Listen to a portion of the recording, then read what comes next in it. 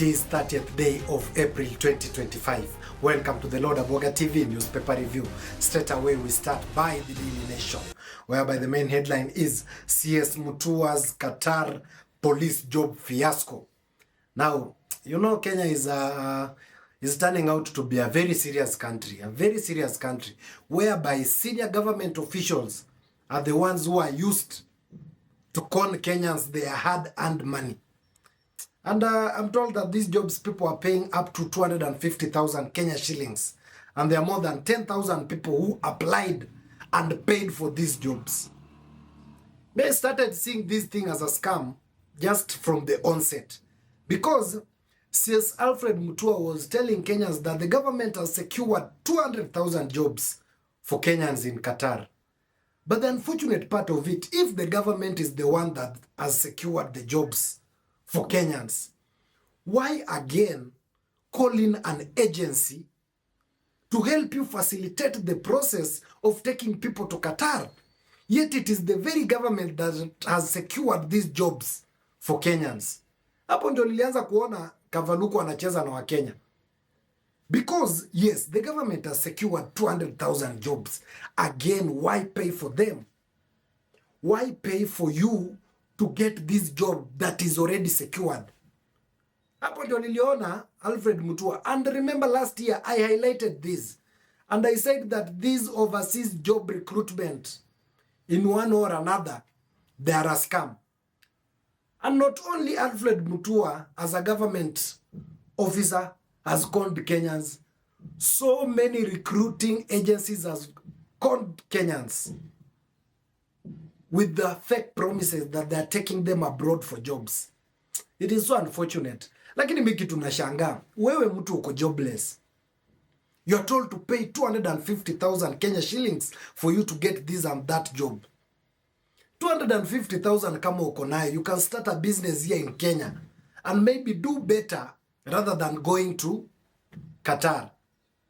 Mimi sijaielewa wa Kenya hapo. Because someone is jobless. This someone is very, very jobless. Even struggling to put food on the table. But huyu mtu, the moment ataambiwa toa 500,000 ni kupeleke kazi Amerika, this person will get 500,000. The moment ataambiwa toa 1 million ni kupe kazi mali fulani fulani, this person will get this money. That is Kenyans for you. Kenyans, I don't know. I've never understood the mentality of Kenyans.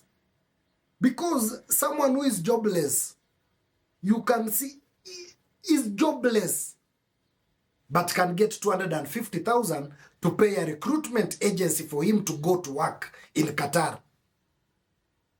Lakini Alfred Mutua, pesa ya Wakenya nayo utatoa. It is high time Kenyans call out these joking senior government officials. Because hii ni mchezo. 250,000 unachukua, let's say, ya 20,000 Kenyans. That is a lot of money. Ebu just in your calculation, piga 250,000 times 20,000. Ati hiyo pesa ikunywe tu maji hivyo. Alfred Mutua, wacha maskam bwana. Kenya is not Machakos County yenye ulikuwa unawapigia masinema huko na kupaka rangi barabara. Pesa ya Wakenya nayo utarudisha. Now, Daily Nation goes ahead and writes, Kenyans desperate for jobs abroad are losing their cash to rogue recruitment agencies. These untouchable architects of the con game continue to rip off victims lured by false promises of breakthrough in life.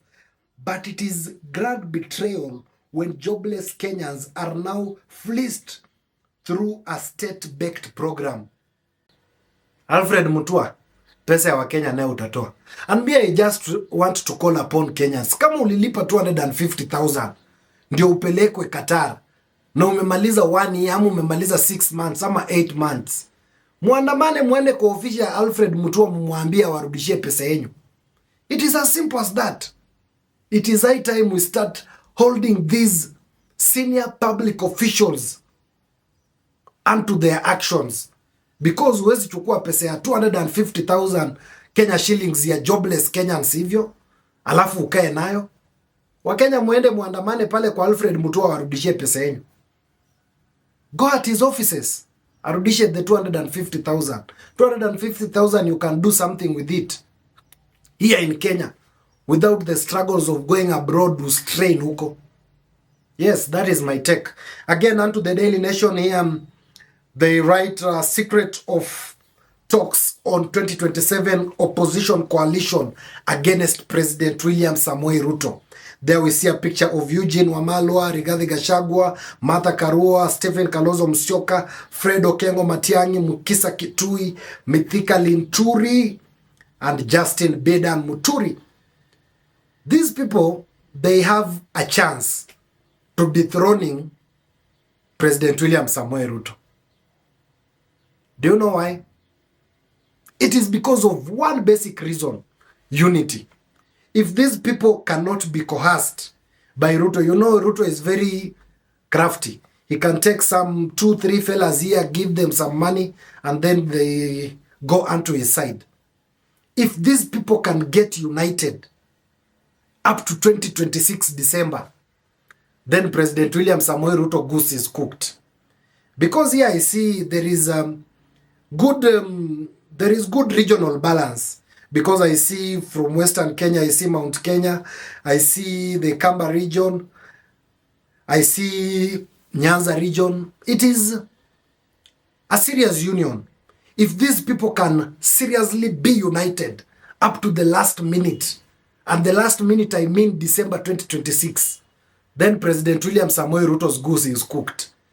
And I saw yesterday, Right Honorable Raila Amolo Odinga supporters castigating these people that they are failures.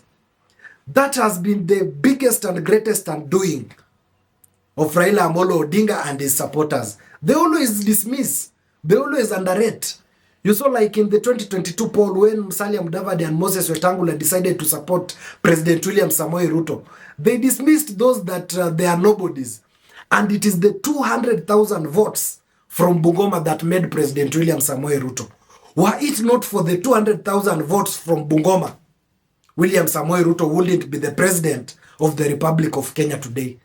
With their dismissive characters, Raila Amolo Odinga supporters are still dismissing this union being led by Kalonzo, Rigathi, Eugene, Matiang'i, Mukisa, Martha. They are dismissing them. They are saying that they are nobodies. And if President William Samoei Ruto, now that is being supported by Raila Odinga, will take unto the advice and the dismissive character of Raila Amolo Odinga, then President William Samoei Ruto might even turn up to be fourth in the 2027 poll. Because that dismissive character, me, from the field that I hold dearly, the field of rugby, we're always told never underrate your opponent. And that has been the greatest of greatest undoing of ODM. And they are now undermining what this union is coming with. I think if these people can be united, they can make President William Samoei Ruto run for his money. And they can easily dethrone him. Yes, that is according to me. I think that is up what we have from the Daily Nation. Moving straight away to the Standard. The main headline is unmoved by bloodshed. There we see a picture of President William Samoei Ruto. We see a picture of CDF Major Kahariri. We see a picture of Kipchumba Murkomen. That is the Interior Cabinet Secretary. We see a picture of IG Bwana Kanja. Then the Standard writes, even as the nation reels from a damning expose revealing extrajudicial killing during last year's Gen Z protests, fresh reports have emerged of police firing live bullets at residents protesting an alleged land grab in Narok. Rights groups now question whether President William Samoei Ruto and his security chiefs grasp their constitutional duty, chief among them, the protection of life. It is so unfortunate. Just the other day, we had a BBC expose, and the very day that BBC was airing that expose, how Gen Zs were killed at parliament buildings last year. 5 Kenyans were gunned down in Narok County just because of protesting that a land grabber should not take their land. They were gunned down. That is sad state of affairs. It's high time President William Samoei Ruto appoint people with knowledge on matters security in the security sector. Because like what happened on Monday in Narok County, it was so unfortunate. But Interior Cabinet Secretary Kipchumba Murkomen came out and lied to the public that those people that were gunned down, they attacked a police station, which is very wrong. And a false information being given to the public after police officers misbehaving, killing Kenyans. That was so wrong. It is high time Kenya's security practitioners call themselves to order and stop these shenanigans of killing people just like chicken here. So unfortunate. I think that is what we have for today and to our newspaper review. For these and many more political and governance stories, please visit and subscribe to our YouTube page at Lord Aboga TV. Remember to press the notification bell so that when we come up with this interesting political content, YouTube will automatically notify you. Goodbye.